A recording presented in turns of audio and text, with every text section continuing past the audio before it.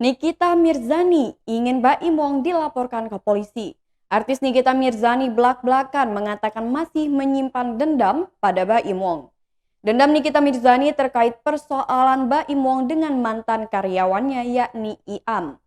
Hingga saat ini Nikita Mirzani menganggap permasalahan itu belum usai. Sampai Baim tersandung masalah dengan kakek Suhut, seakan tak mau menyia-nyiakan kesempatan ini, Nikita Mirzani langsung merangkul kakek Suhut. Sayangnya, kakek Suhut justru tak mau melangkah jauh ke jalur hukum.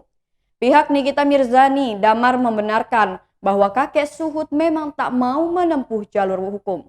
Waktu sebelum syuting, Mas Edi sempat menawarkan ini mau dibawa ke ranah hukum atau tidak. Kalau mau pihaknya siap memfasilitasi dan mendampingi bahkan tidak dipungut biaya.